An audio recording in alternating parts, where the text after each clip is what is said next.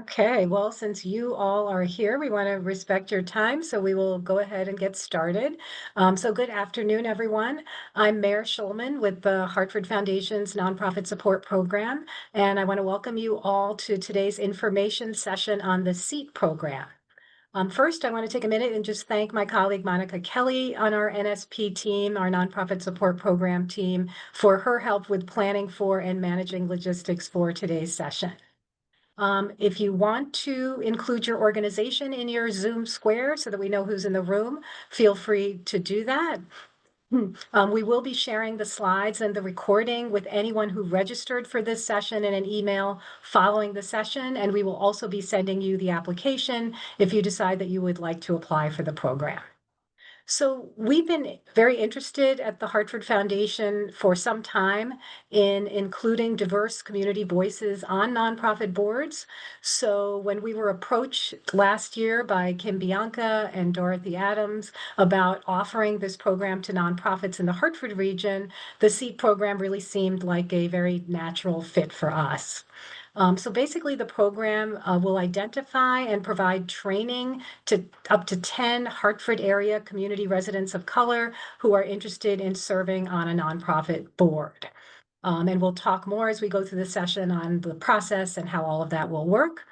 I'm sure many of you will have questions as we go through the information session. It is an info session, so please feel free at any point to either enter your question in the chat or just raise your virtual or real hand or just unmute. We're a small group and ask your question. We want to make sure we get all of your questions answered before we leave today. So with that, I'm really delighted to introduce the two leaders of the program, Kim Bianca Burgess and Dorothy Adams. Kim Bianca is primarily responsible for conducting outreach in communities of color to identify candidates for the program, and she is the lead trainer for the program. Kim Bianca is an experienced consultant as well as a college professor. Dorothy Adams works with Kim Bianca, and she helps with selecting nonprofits that are ready to participate in the program, and she leads the financial oversight portion of the training that is provided. Dorothy has served as a consultant with NSP's financial management program in the past and is also just a consultant to nonprofits in general. So with that, I will turn it over to Kim Bianca. Good afternoon, ladies and gentlemen. Thank you so much, Mayor, for the opportunity to present to this great group that you have assembled. My name is Kim Bianca Burgess, and I'm delighted to share a few bits of information about our SEAT program. We're grateful that this is our second year that we're coming to the city of Hartford, and we will be launching our second cohort at the beginning of September. Now, when we think about the work that we do, of course, we cannot do it without support from the Hartford Foundation for Public Giving. So again, thank you so much for the continued support and helping us to connect to the Hartford community. So we want to talk about our why. Why is the SEAT program important? Why do we even engage in this work? Well, according to Leading with Intent, it was a 2021 study.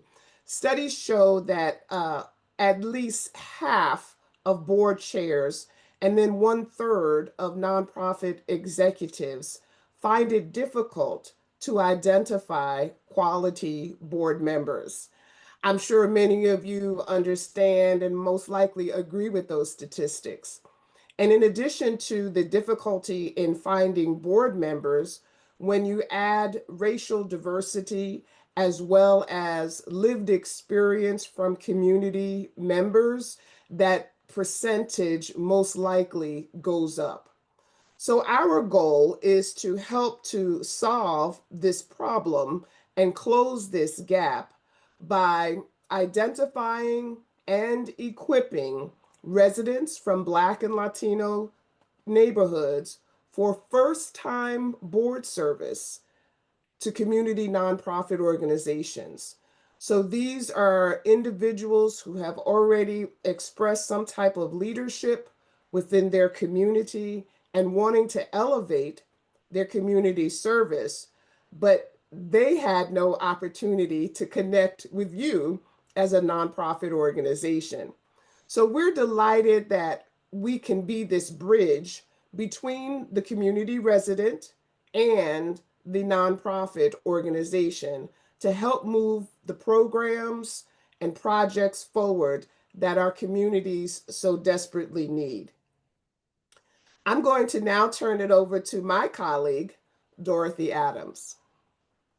Good afternoon.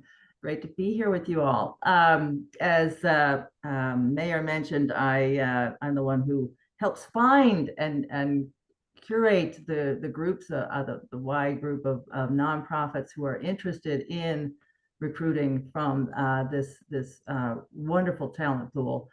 The program is 10 weeks long, and there's 8 weeks of training sessions, evening training sessions with Kim Bianca and others from the team, including myself. There's quite a range of content. We cover that, that standard kind of, oh, here, learning about a board stuff like committees and bylaws and the financial oversight and quorums. We spent a good time on quorums and the importance of attendance. And the course is even set up to really reinforce that, because they have to show up exactly on time. So the content is definitely there, but we do some things that go beyond. One of them is identifying the transferable skills of the group in the course, because they may not have ever thought about what is a nonprofit board, let alone think that they can join it. So there's a process of helping them to understand they've got skills that are really valuable for a board. Another part of it is board engagement, which is really an important one to go over the handling of conflict, because there is disagreement in a board, and there should be disagreement in a board. And how do you go about handling that in a professional manner? There's the executive director panel, which is a really popular evening where they get to hear from the executive directors what it's like to have a board and manage a board and deal with those kinds of issues. So that at the end of that period, they are really prepared to be peers on that board. It is not a process where we're training them to be on an advisory board or some sort of community separate thing that isn't a board. It's really preparing for the full fiduciary role. The meet and greet is another very important part of what we do. That is for lack of a better word, the speed dating, where a select group of nonprofits get to meet with all the candidates. And we'll be going into more on that, but just to say that the selection process for which nonprofits get to participate, as I mentioned, fiduciary board, they're looking for people to join that.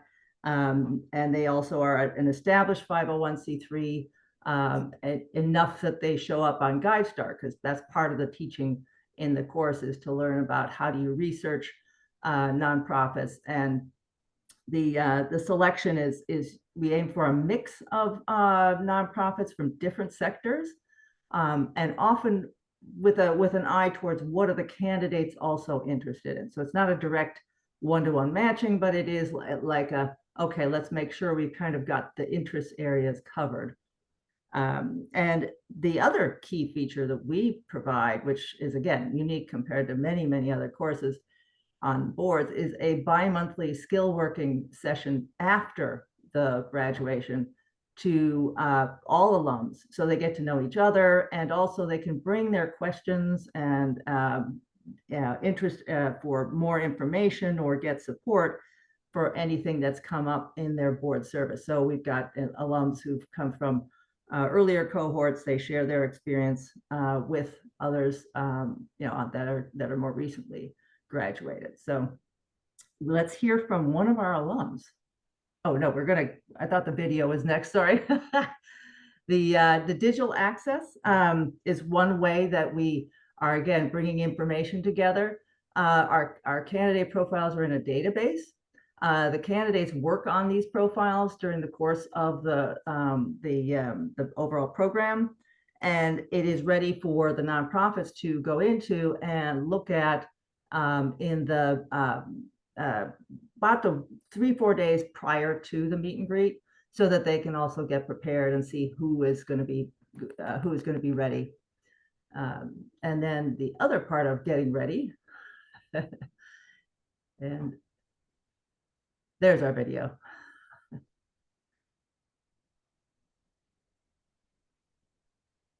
Is it coming through?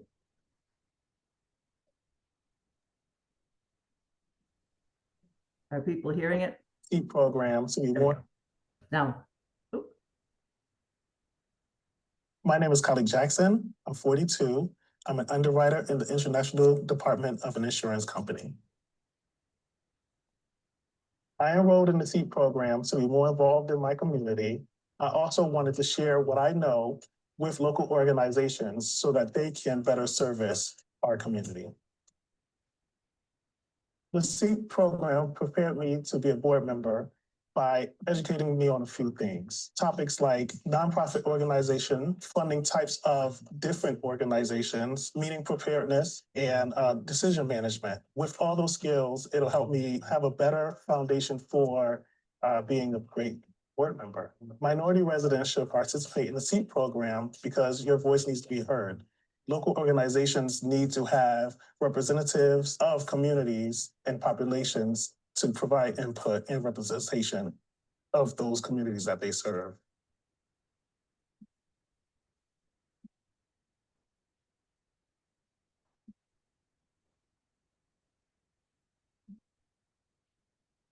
My name is Colin. Yeah, no, that's good. I think that was the whole thing. Yeah, that worked, and I hope everybody could hear.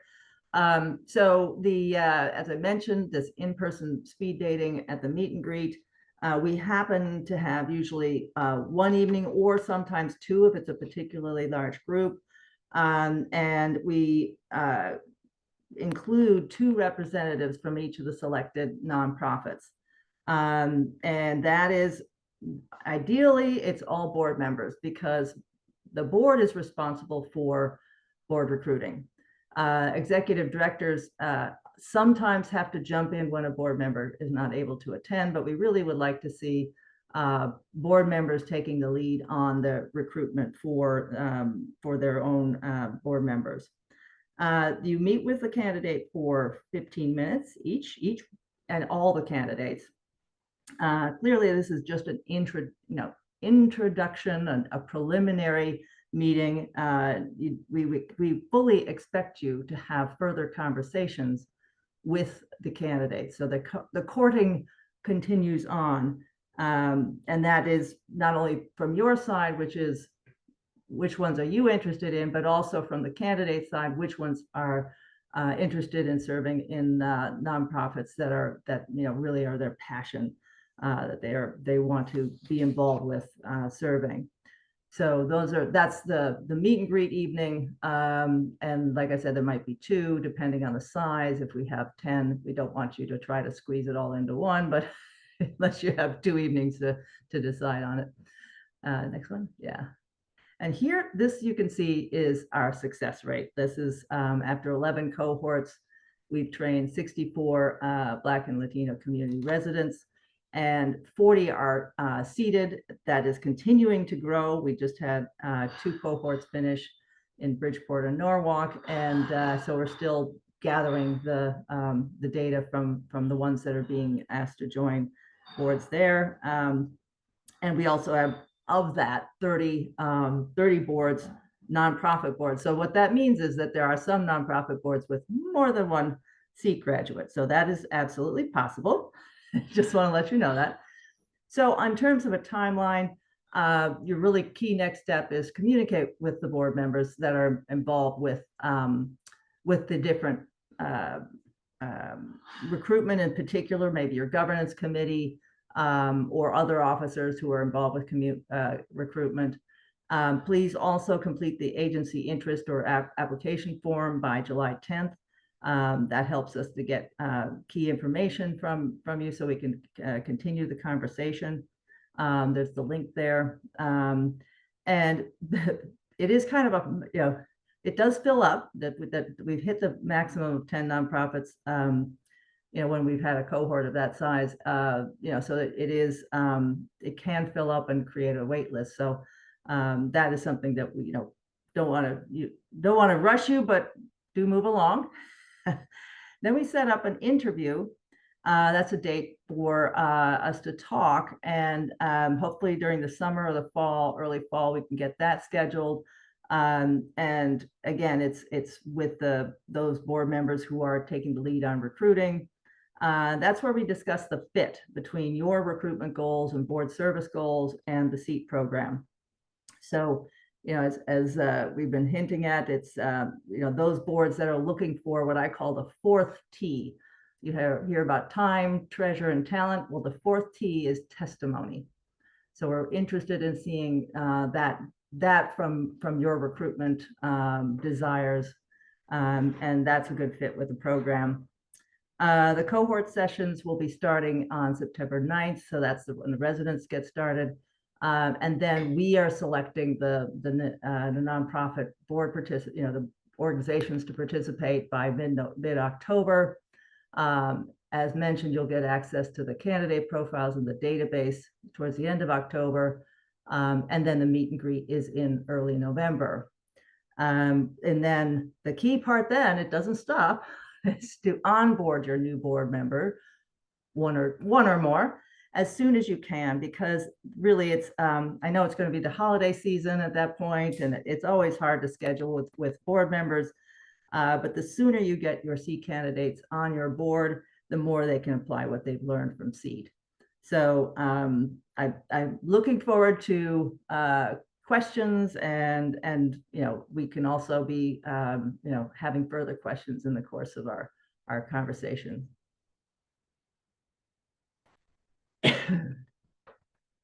And then, does anybody have the link to be able to, I could probably get it. Oh, there you go. Mary, you're faster. Great. Any questions? One of the questions that often comes up is, how do you find the residents? So with Kim Bianca here, we can get the scoop of how she's been recruiting. Sure, absolutely. And thank you so much for sharing that, Dorothy. So there are several ways in which we recruit our residents. Our biggest recruitment method is word of mouth. We have people who have gone through our program and have experienced this new level of leadership and excitement, and then they share that with their family and friends. As this is a new market for us, only our second year, we do a lot of boots on the ground. We attend events. So if you all are having any events coming up where we can have a booth, we'd love to join and be able to share our information with the local community residents. We are also in contact with neighborhood associations. So we realize that is another place in which people who are wanting to be more actively involved in their community attend. We also reach out to local parent-teacher organizations as well as churches. Last year, we had the pleasure, good evening or good afternoon, Reverend Brown. We had the pleasure of attending their Gospel Fest by the river.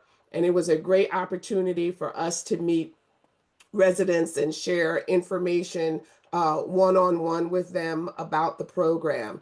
So we do, in addition to that, of course, we do our social media marketing. So please follow us on LinkedIn and Facebook, as well as our YouTube.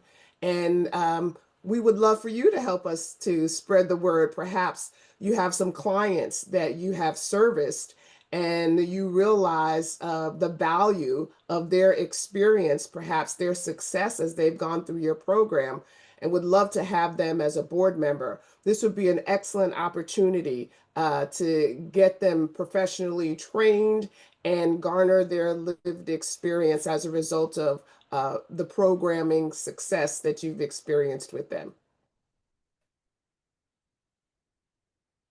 Yeah, very good. Yeah, sorry about that. Looking for our mute button. We are actually toying with the idea of not only just having a community voice, but also creating an advisory kind of council to the board, which would mean not just one person. Maybe we have it filtered through one person at a board meeting, but we're also looking at the option of creating some advisory groups throughout our cohorts. So would that be something that could be done here in terms of a bigger pool of candidates that wouldn't mind working with us in that capacity? Dorothy, do you want to take that? Sure. Yeah, the content and the direction of the way the program works is really preparing the candidates to serve on a fiduciary board. So covering all those aspects. What you might then find is as they serve on a board that they could be a great connection point to those kind of advisory groups and boards. So in other words, sometimes boards will form a community committee or a committee that like that, which is trying to garner a bigger set of voices. So again, they could absolutely play a role in that, might even be helpful in expanding your recruiting for that kind of advisory group or that sort of thing. But ideally, they would be serving on your board and doing it from that vantage point. Does that help? Yeah. Other questions?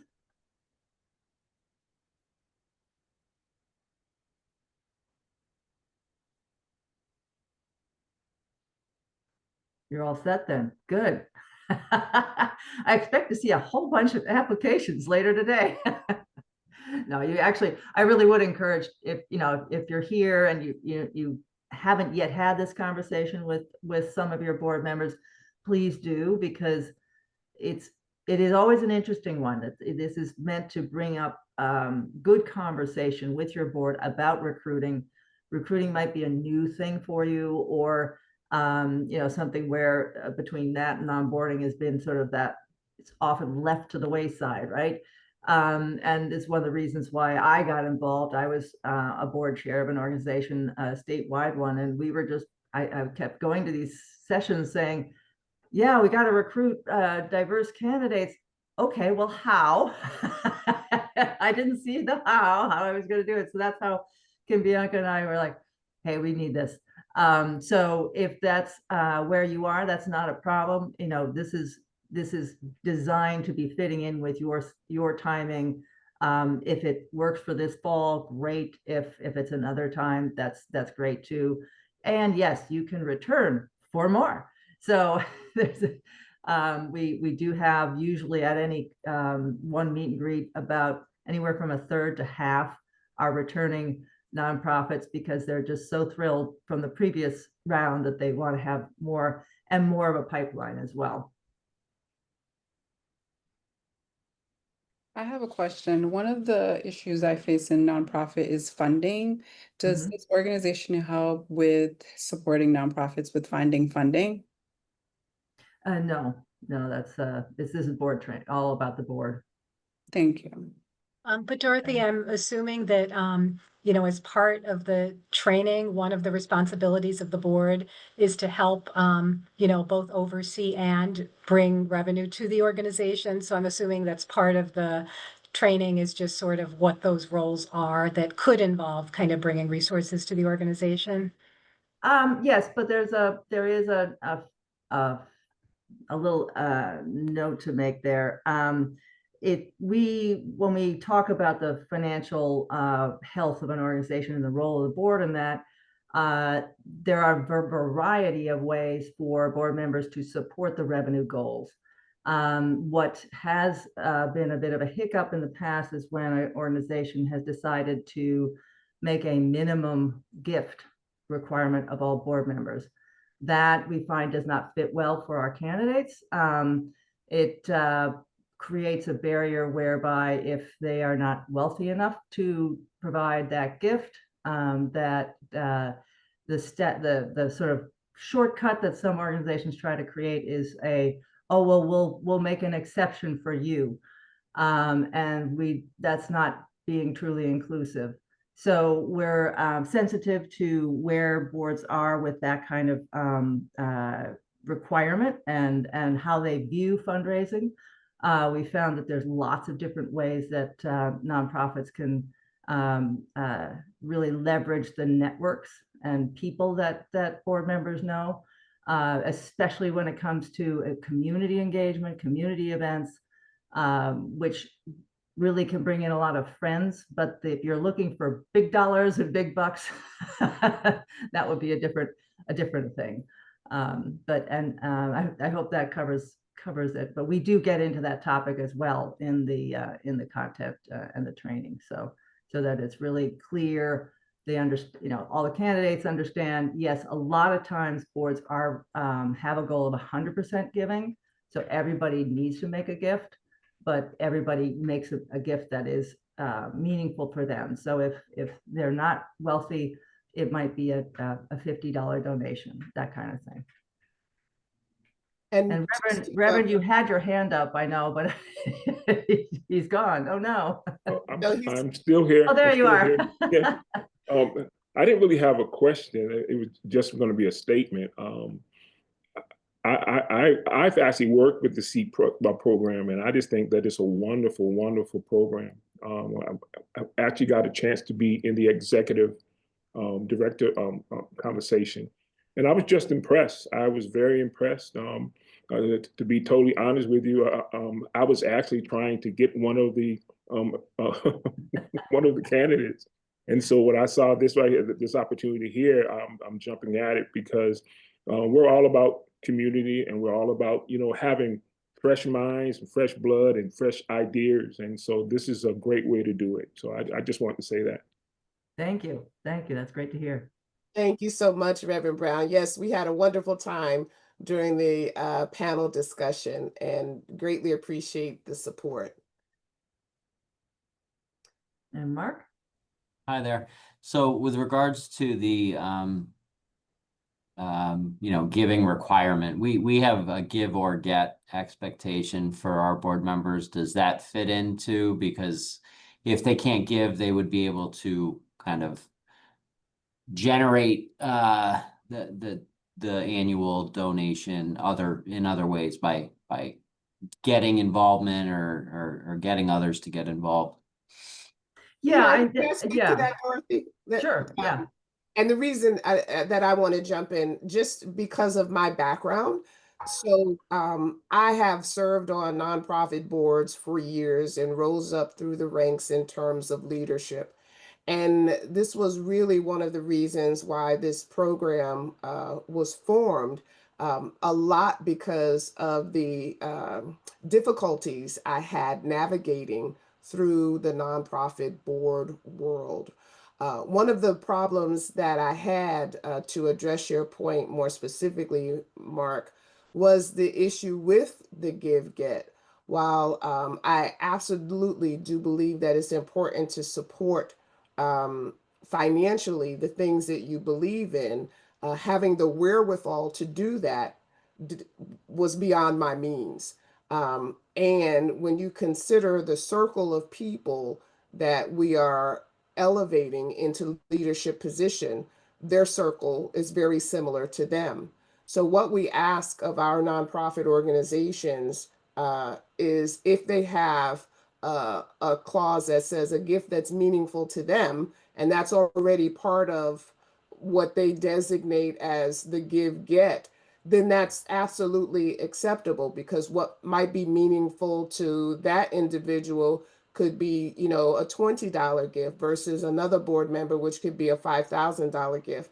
But to Dorothy's point, we don't want anyone to make an exception just because you want to get a board member from a minority community on your board.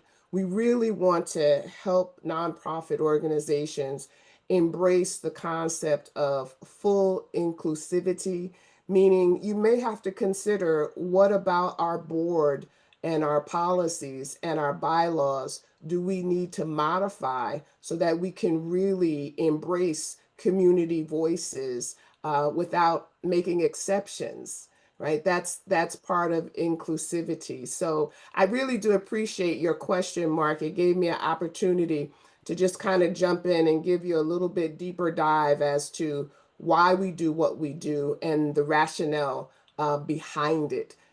It is not because we don't want to include those nonprofit boards. Here we go again, with this inclusion thing. But we want to make sure that the sense of belonging and equity goes across the board. Yeah, that sounds good. Thank you. You're welcome.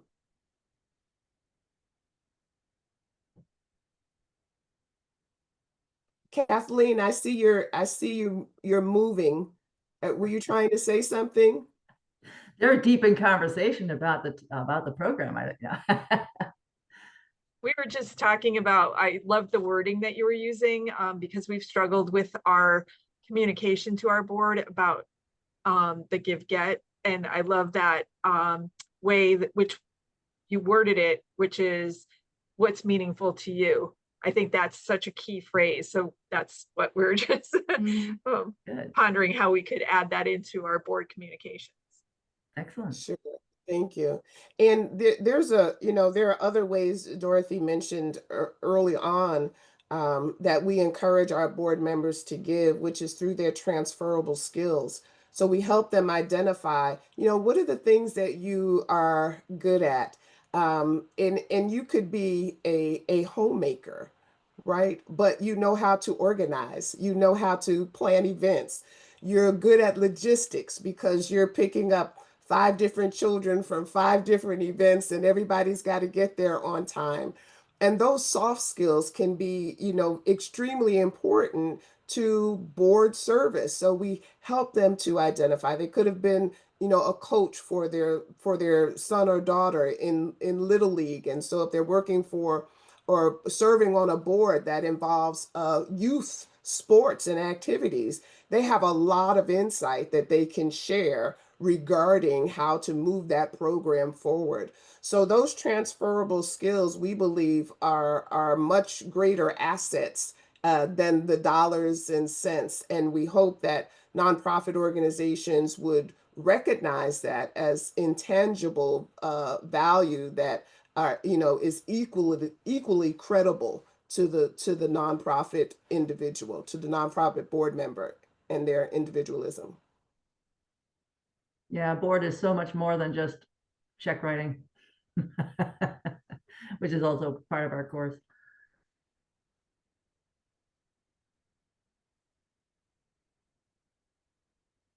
Any other questions or thoughts? I have a question. As someone who is from Hartford, but that does not live in Hartford County, and although I'm a first-time board member, but because a very good friend started the organization, so that's where that connection comes in.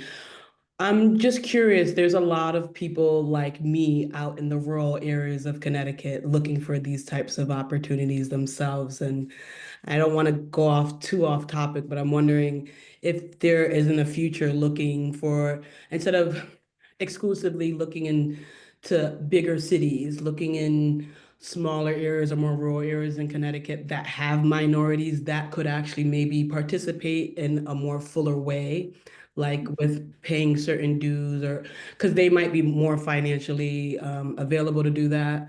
I was just wondering if that was something, a forethought for the SEAT program. It's expanding outside of Hartford County. Yeah, certainly appreciate your question and glad to know that, even outside of Hartford County, there are some folks who are interested. One of the very first things that we look at before entering a new market is the demographics. So we need to know that there, first of all, is a need, just like any other business model. There's got to be a need for the service. So not only do we look at the resident side, but we also look at the nonprofit organizations that are serving. So one thing we're very intentional about is training the residents within that city to serve on nonprofit organizations in that city. So we would never train someone, let's say, for instance, who's in Bridgeport to serve on a Norwalk board. Okay. That kind of defeats, the purpose of bringing the lived experience to that board. So if we could identify that there was a need there, both on the resident side, a desire and a need on the nonprofit organization, we would absolutely consider it. Now, I don't know in terms of distance, how far, where you mentioned you live in a more rural community, but this program is serving the greater Hartford area. So I would imagine, if you're within 10, 15 miles of the greater Hartford area, it would still be open to that community. And Mayor, you could kind of jump in there. Yeah, thanks, Kim Bianca. Right, so the Hartford Foundation, we cover Hartford and 28 surrounding towns, some of which are more rural. So I think anyone could be in one of those towns and potentially be eligible. I think the other thing is, I think Kim Bianca may have said at the beginning that the SEED program is offered in other parts of the state as well. It began in Bridgeport. So it's possible that there may be people in other areas that the SEED program is offering that could be a fit for that particular cohort. Absolutely. We have in this fall also Waterbury and our launch of the Danbury area as well. And then as Kim Bianca mentioned, Norwalk and Bridgeport. Bridgeport's where we started. And we also serve the parts of Philadelphia. So yeah, we're interested in other areas as well, and bringing together with the right mix, and it's key to have a sponsor like HFPG to be able to really get not just get it off the ground, but also have us connect with the people who are the movers and shakers of the city. And I just want to emphasize a point that was made earlier, that you all are connected with your local communities. And if you come across folks that you think could be potential candidates, you don't have to do the vetting. You could kind of refer them to us, or if there are particular community events that you're sponsoring or others are sponsoring, that Kim Bianca and or Dorothy could attend to sort of talk to people, to talk up the program. Please let us know about that, because I think we're still looking to kind of reach out and identify those diverse candidates for boards. Yeah, and that will be open for those candidates all the way up until August, Kim Bianca, that the residents. Actually, until, I would love to have it closed by the end of August, being full. And by the way, our max size is 10, because we want to make sure that we're offering quality to our residents. So much of what we do for our residents is build confidence that they belong in that space and they can do it, and we will qualify them to do so. So that's why we keep our cohort small. So ideally, we would like to have all of our participants locked in by the end of August for the September start date, but we will keep it open until we hit 10.